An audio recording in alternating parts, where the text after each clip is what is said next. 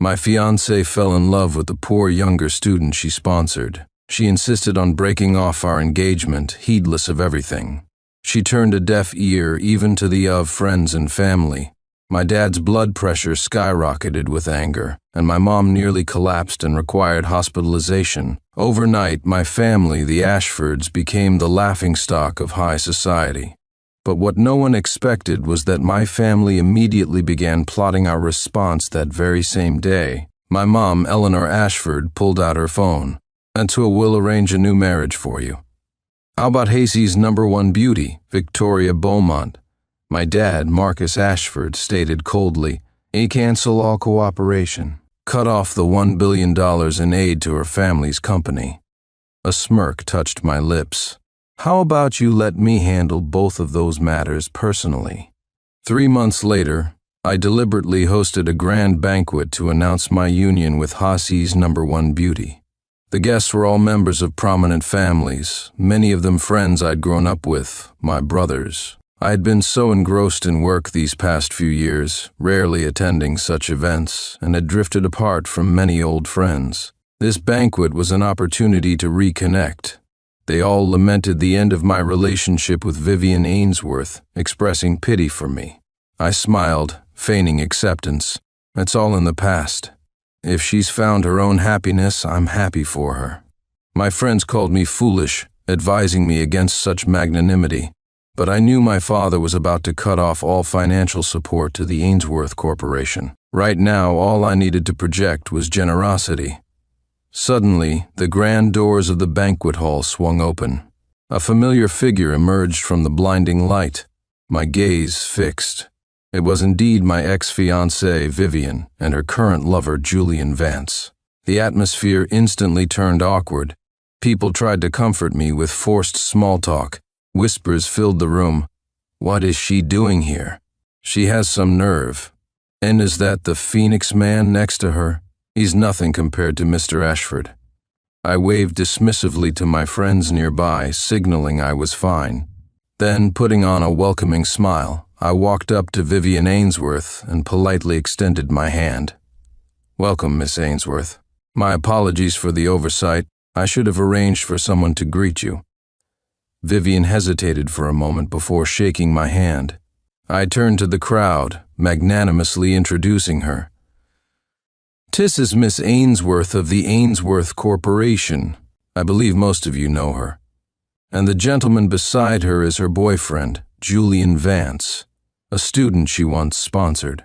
For a moment, Vivian couldn't tell if I was genuinely being gracious or deliberately trying to embarrass her. After brief, awkward greetings, she led Julian to an empty table in a corner. I strolled over with my friends. "Miss Ainsworth, you seem a bit uncomfortable tonight. We're all friends here. How about a few drinks?" I could see Vivian wanted to refuse, but my friends didn't give her an easy out, starting to heckle. Surely Miss Ainsworth wouldn't refuse Mr. Ashford this small courtesy? The real reason Vivian attended this banquet was simple. In the 2 years since I, Sincere Ashford, took over the Ashford Corporation, it had grown rapidly, becoming the most formidable group in Hasey. Meanwhile, the Ainsworth Corporation's standing was precarious. If not for my father, Marcus Ashford, consistently helping them out of consideration for our family's engagement over the years, the Ainsworth Corporation might have already collapsed. Early last year, their company faced a break in the funding chain. If my father hadn't stepped in with $1 billion, the Ainsworth Corporation wouldn't exist today. The Ainsworth family's biggest fear now was whether my father would withdraw the funds after Vivian broke off our engagement. 3 months had passed without any action from my father, but anxiety was already rampant within Ainsworth Corp. Many veteran employees had already jumped ship to Ashford Corporation. Vivian came tonight, partly to gauge my attitude, and partly to try and smooth things over with my family. She had no choice but to drink this toast. As Vivian downed glass after glass, Julian Vance beside her grew visibly displeased. "Two." I raised my glass towards Julian. Vivian quickly grabbed his arm. "Tuanchi," she pleaded, using his Chinese-given pet name. The Ainsworth Corporation owes its current standing entirely to the support of Mr. Ashford and his family. A toast from our Mr. Ashford. I waved my hand dismissively, smiling placidly. On it go. It's normal for an immature kid not to know better. The Ashford Corporation has a reputation to maintain. It wouldn't look good for me, sincere Ashford, to fuss over such a small matter. Vivian bowed repeatedly in gratitude, a hint of apology in her eyes, then hurried after Julian. I've never particularly enjoyed these functions. After making the rounds with my friends, I stepped out into the back garden for some air. Coincidentally, I found Vivian trying to placate Julian. She reasoned helplessly. Julian, we can't afford to offend the Ashfords. Please, try to understand my position. Julian, emboldened by his association with wealth, retorted arrogantly, Some great Ainsworth Corporation, afraid of the Ashfords? Please, we'll be better off without them. I chuckled quietly, amused by his arrogance and ignorance. It was true the Ainsworth Corporation had a much longer history than ours. Time-wise, you could fit 3 Ashford corporations into the Ainsworth legacy. Ashford Corporation was built from scratch by my father's generation. Perhaps due to good fortune, Ashford Corporation now held significant power. But the Ainsworth Corporation, under Vivian's father, Charles Ainsworth, had faltered due to mismanagement and outdated structures. It was mostly just a name, an empty shell. Charles Ainsworth had initially planned to hand over Ainsworth Corp for me to manage after our marriage. That seemed unlikely now. The company was barely surviving day to day. If my father withdrew the funding, Ainsworth Corp would have no chance of recovery and would likely face massive debt. Vivian looked flustered seeing me approach. Mr. Ashford, please don't mind him. Julian didn't mean anything by it. It felt strange hearing my ex-fiancée call me a Mr. Ashford while defending another man. But it didn't really matter to me anymore. I offered placating words. Julian's new to the business world. Give him some time, he'll adjust. Vivian looked surprised. Julian, however, bristled with resentment and yelled at me, "And sincere Ashford, stop pretending to be the good guy. So don't think I don't know you're still hung up on Vivian. She only loves me now." Having vented his anger, Julian stormed out of the banquet hall without giving me a chance to respond. I turned to Vivian with a helpless smile. An immature kid is certainly more interesting than a businessman type like me. Quite charming, really. Vivian relaxed slightly, managing a jest. Mr. Ashford, you're hardly just a businessman type. You're definitely the overbearing CEO type. I raised an eyebrow. Oh, so Miss Ainsworth holds me in rather high regard. Vivian gave a wry smile. It was me who didn't cherish what I had. How have you been lately? I smiled at her gently, just like I used to. Me? I suppose I'm doing a bit better than you. Inside the banquet hall, the master of ceremonies' voice rang out. I glanced at Vivian. The main event is about to start. Let's head back. Tonight was the night I announced my own happy news. I couldn't let Vivian delay it. Walking back to the hall with Vivian, I couldn't help the slight curve of my lips. The real show was about to begin. I stood center stage as Heisey's #1 beauty, Victoria Beaumont, descended the grand spiral staircase in a stunning haute couture gown. She joined me on stage, gently taking my arm. I gazed at her, my eyes filled with even more affection than I had ever shown Vivian. I patted her hand reassuringly, then turned to the guests. "Allow me to introduce my fiancée, Victoria Beaumont." Victoria smiled, a touch shyly, and raised her hand in greeting. "And hope everyone will look after me in the future." The guests burst into applause. "Isn't she miles better than that Vivian Ainsworth?" And to tell you, Vivian Ainsworth didn't appreciate what she had. What couldn't Mr. Ashford find? He must have been blind before. I cleared my throat. "Wedding invitations will be sent out soon. I hope you all can attend." Amidst the celebration, my eyes found Vivian in the crowd below. Only her face had turned deathly pale, as if struck by a heavy blow. As expected, before I even got home, a message from Vivian popped up on my phone, and sincere. I didn't expect you to be getting married so soon. I wish you happiness. I calmly adjusted my glasses and won't be around to take care of you anymore. Please look after yourself. Your back isn't good. Remember to use a heat pack on damp, rainy days. You get frequent migraines. Keep medicine on your bedside table. I sent the pre-written message to Vivian. She didn't reply for a long time. Perhaps she was reminiscing about how well I used to treat her. I didn't dwell on it. Back home, I showered and went to bed early. The next morning, when I checked my phone, the first thing I saw was a message Vivian had sent in the middle of the night, and Sandy was wrong back then. If I had another chance, I would definitely marry you properly. But it's too late for regrets now. I stretched. Everything was proceeding according to plan. Let the past be the past. After all this time, if we can't be husband and wife, can't we still be friends? Vivian must have been up all night. She replied almost instantly, before I could even close the app. Yes, we're still good friends forever. I shook my head. Vivian really was easy to fool. No wonder a man like Julian Vance could twist her around his finger. It seemed I was too sincere with her before women like her follow whoever feeds them sweet lies. Putting my phone down, I looked at Victoria Beaumont sleeping peacefully beside me, feeling an immense sense of peace. In terms of family background and appearance, she was 100 times better than Vivian, yet she was purer and kinder.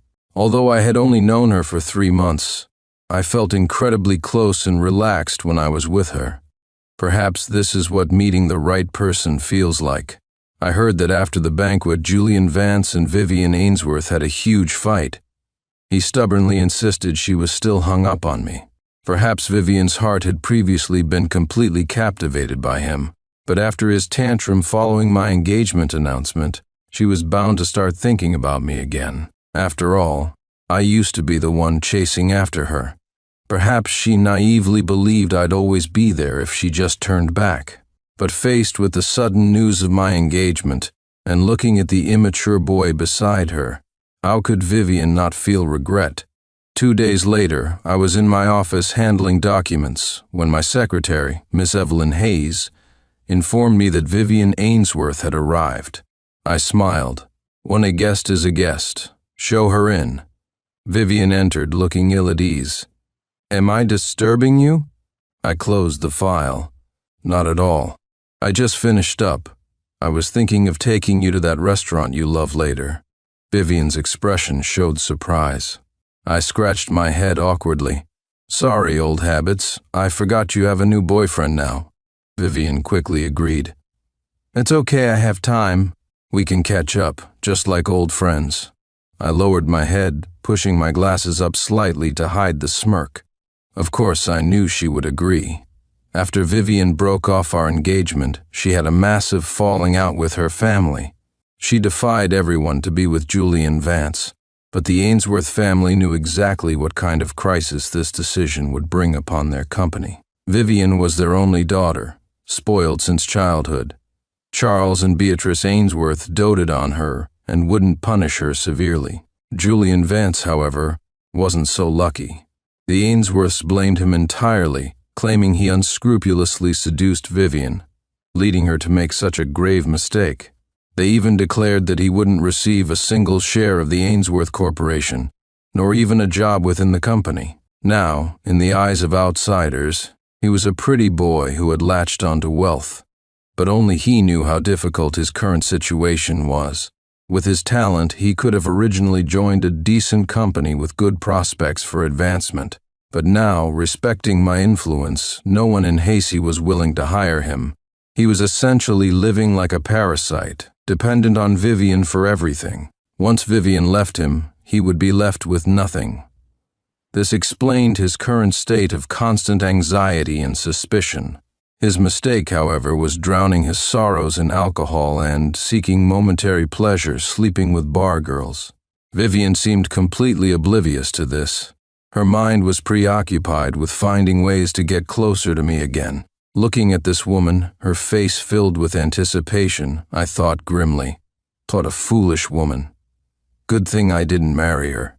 Although the decision to withdraw funds from Ainsworth Corp came from my father, he had, at my request, given me the authority to execute it. The reason I hadn't acted yet was simply that I was waiting for the right moment. Now it seemed that moment was fast approaching. Once Vivian received the compromising photos of Julian Vance, I would use the negative impact as a pretext to cut off support to Ainsworth Corp. I hoped Vivian wouldn't blame me for being ruthless when the time came. After all, she was the one who betrayed me, caused my father's blood pressure to spike, and nearly put my mother in the hospital. I was merely returning the favor, an eye for an eye. 5. Finishing my work, I stretched slowly. My gaze fell on Vivian, still waiting on the sofa. She looked up from her phone. Finished? I nodded. Vivian's tone was gentle. Oh, you work so hard. I never realized before how tiring your days are. You know, seeing you work for the first time, you look quite handsome. I gave a wry smile. In the past, I always made sure to look my best before seeing her, hiding any signs of fatigue, and always tried to carve out as much time as possible to spend with her. Yet I never received even a shred of understanding from her. Now, trying to curry favor, she had become gentle and considerate. Perhaps she would never know that during the 2 hours she waited, I was preparing the final details for terminating our cooperation with the Ainsworth family. I put on my coat. Before I could speak, Vivian quickly stood up. Ready to go? I nodded and asked my driver, Mr. Thompson, to bring the car around. The drive was silent, the quiet almost unnerving. The silence was broken only when Vivian's phone rang. She instinctively moved to reject the call, but I quickly stopped her hand. Oh, we still have a way to go to the restaurant. Take it. Vivian nodded, looking puzzled. Okay. As soon as the call connected, Vivian's expression turned frantic. I guessed she had just found out about Julian. After hanging up, she immediately tried calling Julian, but her calls went unanswered. She gripped her phone tightly, her brow furrowed. I feigned concern. Is something wrong? Vivian snapped back to the present, remembering I was there. She quickly composed herself. Sincere, I can't make it to dinner tonight. Another time. My treat. I smiled gently. All right, if something's come up, go take care of it. Do you need a ride? Vivian, slightly embarrassed, quickly refused. No, just drop me off here is fine. I'll get a cab. I didn't press further, nodding to Mr. Thompson to pull over. After Vivian got out, I watched in the rearview mirror as she stood by the roadside, still frantically trying to make calls. Her face was etched with anxiety. Clearly, Julian was still not answering. I picked up my phone and called one of my subordinates, Agent Miller. Make this blow up. I want it in the news tonight. And first thing tomorrow, deliver the prepared withdrawal documents to Ainsworth Corp with Ashford Corporation's current influence. The story would be all over Hassie within the hour. By then, even if Julian Vance begged me on his knees, it would be useless. The driver cautiously asked, "Well, Mr. Ashford, where to now?" I gazed out the window. Go pick up Victoria. Truthfully, I never intended to have dinner with Vivian tonight. Everything had been arranged before she even arrived. I knew precisely that at 6:30 p.m. tonight she would learn about Julian's actions. This restaurant reservation was always meant for Victoria and me. Vivian just happened to walk into the line of fire. I simply wanted to witness her reaction to the news firsthand. 6. As the car entered Victoria Beaumont's residential complex, I saw her from afar, skipping towards me excitedly. The moment she got in the car, she happily grasped my hand and kissed my cheek. Thank you for making time to have dinner with me, even though you're so busy. I was slightly taken aback. This gesture, which would have been taken for granted by Vivian, was met with appreciation by this girl who was superior to her in every way. I suppose, I thought, it comes down to a person's upbringing and character. Vivian, spoiled rotten since childhood, grew up arrogant and demanding, believing the world revolved around her. I gently stroked Victoria's hair. And sorry I haven't spent much time with you lately. Once things settle down, how about we travel abroad? Victoria's eyes lit up. Yes, I want to go to the Maldives. Perhaps a truly healthy relationship is built on mutual understanding and actively providing emotional support. The more time I spent with Victoria, the more I felt that everything I did for Vivian was utterly worthless. After arriving at the restaurant, I sent a message to my driver, asking him to check on Vivian's situation. Soon after, Mr. Thompson sent a video. In the video, Vivian was kneeling outside the Ainsworth family gate. After a long wait, Charles and Beatrice Ainsworth finally emerged. Charles Ainsworth immediately launched into a tirade against Vivian. "It's my fault and your mother's we spoiled you rotten look at the piece of trash you brought home. And so our relationship with the Ashfords was already hanging by a thread because of you now, with this news about Julian Vance. Ainsworth Corp's stock has plummeted. If the Ashfords withdraw their funds, the stock will crash completely and the company will go bankrupt immediately. Have you had it too good these past 20-odd years? Throwing away a comfortable life for a pretty boy who only causes trouble." Charles grew angrier as he spoke, raising his hand and slapping Vivian hard across the face. "Get that bastard Julian Vance back here right now." Vivian sobbed uncontrollably. "Dad, I can't reach him either." Hearing this fueled Charles's fury. So he dares to do it but not face the consequences? Hiding now, is he? Wasn't he so high and mighty before? Vivian had no response, only continuing to dial frantically. Just as I finished watching the video, my phone rang. It was Vivian. "Sincere," she sobbed. "Oh, did you see the news? Please help me, help Ainsworth Corp, please." In the past, seeing Vivian cry like this would have softened my heart, but times had changed. I no longer loved her, and this entire situation was orchestrated by me. I glanced at the innocent face of Victoria across the table. "And sorry, I can't help you. I have to consider the future of Ashford Corporation." Vivian choked back sobs, refusing to accept it. "I know I was wrong, Sincere. Whatever you want, I'll agree to it, okay? I'll break up with Julian Vance tomorrow, I promise, please." My voice remained cold. "And so I am currently having dinner with my girlfriend. The withdrawal contract will be delivered first thing tomorrow. This is my personal time. I advise you not to harass me further, Miss Ainsworth." I thought that would be the end of it. But the next morning, as I arrived at my company building, I saw Vivian waiting desperately. Seeing me get out of the car, she rushed over and grabbed my arm. I flung her hand off. "To Miss Ainsworth, mind your conduct in public. If you have something to say, come upstairs." Seeing a sliver of hope, Vivian timidly followed behind me. 7. The moment we entered my office, Vivian dropped to her knees before me with a thud. I didn't even look directly at her. "What is this, Miss Ainsworth? Trying to threaten me?" Vivian shook her head frantically. "No, Sincere, I just want to beg for your forgiveness." I smirked, settling onto the sofa and looking down at her. "You weren't like this when you broke off our engagement. Now that you need me, you come begging." Vivian slapped herself hard across the face several times. "It was me. I didn't cherish you. I was ungrateful. It's all my fault. I'm willing to be your servant. Do anything you ask." I let out a cold laugh. "That won't be necessary, Miss Ainsworth. Please leave. I have a girlfriend now. Please leave." Seeing Vivian remain kneeling motionless on the floor, I called security guard Jenkins implied to remove her. For the next few days, Vivian appeared punctually outside my company building each morning. Each time I merely gave her a cold glance. The withdrawal contract sent to Ainsworth Corp was returned by Charles Ainsworth. I knew what they wanted: the $5 million breach of contract penalty fee. A few days later, I drafted a new agreement for forced withdrawal with compensation, attaching a check for $5 million. This time, Ainsworth Corp had no choice but to accept reality.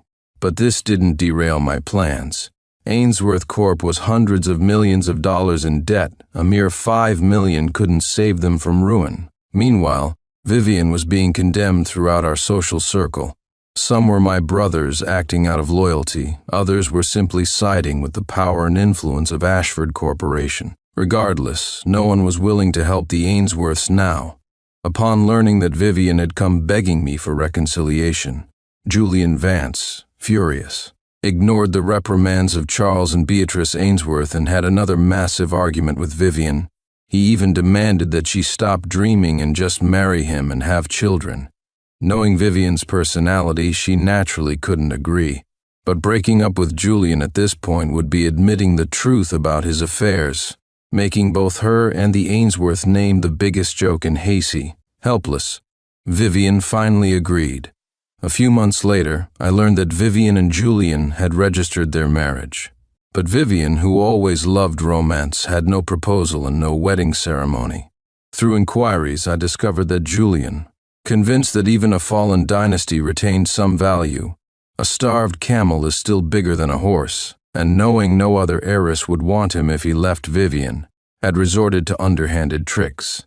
He deliberately got Vivian pregnant during a period when she was drowning her sorrows in alcohol and emotionally vulnerable. Vivian had always been frail. Aborting the child might have meant she could never be a mother. She was forced to marry him. But Julian Vance couldn't possibly imagine that society doesn't work like it does in dramas. The reality is, once Ainsworth Corp collapsed, they would be saddled with hundreds of millions in debt. Banks would seize all their assets, and they would spend their days chased by creditors, living hand to mouth. Perhaps even without the pregnancy, a shrewd man like Charles Ainsworth would have forced Julian to marry Vivian anyway. Yet, the delusional Julian was still congratulating himself, believing he had finally broken into the upper echelons of society. He took the money Vivian had previously transferred to him and squandered it on debauchery, continuously supporting various mistresses. He'd hit rock bottom and stopped caring about appearances. What he didn't know was that once that money ran out, Vivian wouldn't be able to give him any more even if she wanted to. Right now, he probably had more cash than the entire crumbling Ainsworth Corporation. With that money, he could have lived comfortably for the rest of his life, even providing a decent life for Vivian and the child. Instead, he spent it all buying luxury cars and villas for other women. I couldn't help but sigh. Such profound ignorance could only lead to self-destruction. 8. Several months later, Victoria Beaumont and I held our wedding ceremony as planned. A heavily pregnant Vivian Ainsworth was also present. She sat in a corner at the very back, silently watching the entire ceremony. In a fleeting glance, I noticed her eyes were red, glistening with unshed tears. During the toasting rounds, I calmly walked up to her table. "Long time no see. This toast is for you. If it weren't for your decisiveness back then, perhaps I wouldn't be as happy as I am today, having met a wonderful girl like Victoria." Tears streamed down Vivian's cheeks. "Pumpy wedding," she choked out, perhaps due to all she had endured, or perhaps because she couldn't wear makeup during pregnancy. Vivian looked as if she had aged 10 years. She appeared haggard, and even her clothes were no longer as meticulously chosen as before. Seeing her current state, I couldn't help but reflect. Everyone has their own destiny. One wrong step leads to another. After the wedding, I took Victoria on the trip she had mentioned wanting to the Maldives. But as luck would have it, we ran into Julian Vance right at the airport just after landing, and the woman wrapped around his arm was not Vivian. Julian's face contorted with rage, and he lunged towards me, fist raised. "Sincere Ashford, you're like a damn ghost, are you following me?" I grabbed his arm firmly. "Do I look like I have that kind of free time? More importantly, don't you dare ruin my honeymoon with my wife." The woman beside Julian tugged at his sleeve. Reluctantly, Julian lowered his fist and turned away. Thankfully, Julian didn't appear again during the rest of our trip. Victoria and I traveled to 11 countries for our honeymoon, giving me a much-needed extended vacation. It was 3 months later when we finally returned home. My parents, Marcus and Eleanor Ashford, hearing we were back, prepared a lavish homecoming feast and waited eagerly for us at the gate. The moment my mother saw Victoria and me get out of the car, her face broke into a wide smile. My father quickly took the bags from Victoria's hands. It was clear they both adored their new daughter-in-law. During dinner, my mother kept piling food onto Victoria's plate until it resembled a small mountain. I playfully intervened to save Victoria. "But Mom, it seems like having a daughter-in-law has made you forget you still have a son." My parents and Victoria burst into laughter. My mother looked lovingly at Victoria. "Victoria, dear, Auntie always wanted a daughter. From now on, treat this as your own home. Auntie will treat you like my own daughter. If this bratty son of mine bullies you, Auntie will be the first to disagree." Later, during conversation between my parents and Victoria, I learned something surprising. My father and Victoria's father, Richard Beaumont, knew each other long ago. When my father was young, he served in the army for a few years. Richard Beaumont was his best friend in the military. Back then, they made a pact, vowing to become in-laws someday. Who would have thought that years later, through a strange twist of fate following my misfortune, I had inadvertently fulfilled my father's long-held agreement? 9. After a few days of rest, I met up with my buddies, including Ethan Cole. Over drinks, I learned that Vivian's baby had been born a daughter. Julian Vance, however, was far from pleased. He verbally abused Vivian, calling her a haggard, yellow-faced old hag who couldn't even produce a son. Compounded by the fact that the Ainsworth Corporation was now on the verge of bankruptcy and wouldn't last much longer, Vivian had developed severe postpartum depression. Julian, instead of caring for her, relentlessly pressured her for money every day. But where could Vivian possibly get any? She couldn't even afford a postpartum nanny. Time seemed to warp for a moment. I remembered years ago, Vivian asking me with shining eyes whether I wanted a son or a daughter in the future. I had told her I wanted a daughter, because watching her grow up would feel like participating in Vivian's own childhood all over again. Now Vivian did have a daughter, but it had nothing to do with me. Worse, she was being mercilessly insulted for it. Honestly, I felt no emotional stirrings. If I had to say something, it would be that she brought this upon herself. But for the current Vivian, she must be consumed by regret over her past actions. If she hadn't broken off our engagement back then, perhaps Ainsworth Corp, with Ashford's support, would be thriving now. She would likely be enjoying her postpartum recovery in a luxury confinement center, cherished by our entire family. She knew all this deep down, but it was her choice. However, Vivian probably never suspected that I never actually intended to marry her in the first place. I recalled when Ashford Corporation was just starting out, while Ainsworth Corp was still renowned. Old Mr. Augustus Ainsworth, however, was not a kind man. He constantly targeted my self-made father. Several times he nearly caused Ashford Corp to fail. Fortunately, my father had a knack for business and managed to pull through. By the time I turned 20, Ashford Corp was finally starting to gain traction.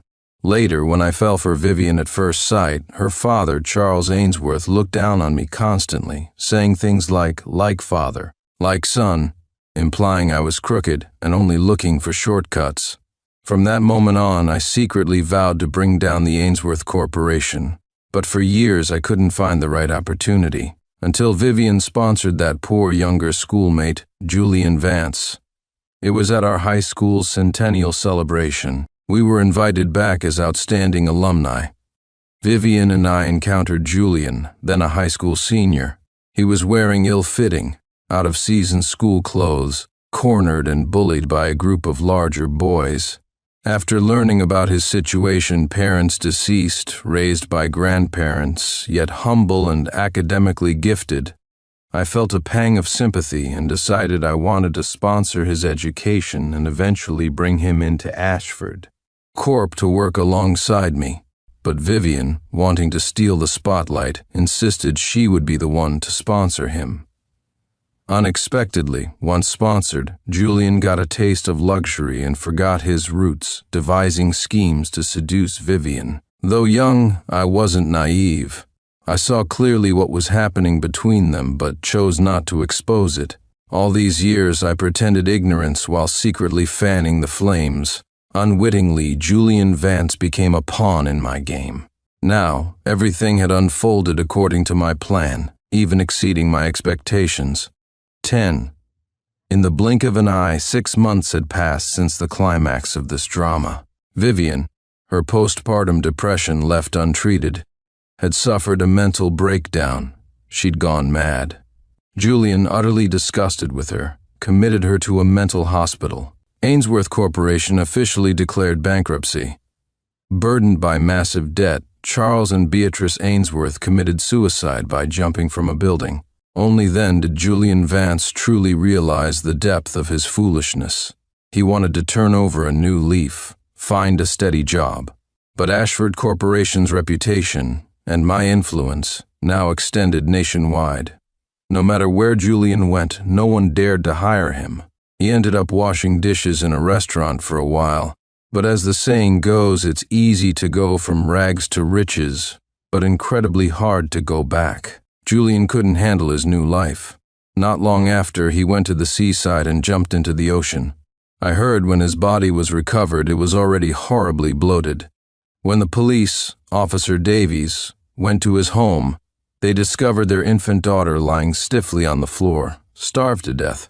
Later, I visited Vivian in the mental hospital once. The moment she saw me, she rushed towards me, crying and screaming.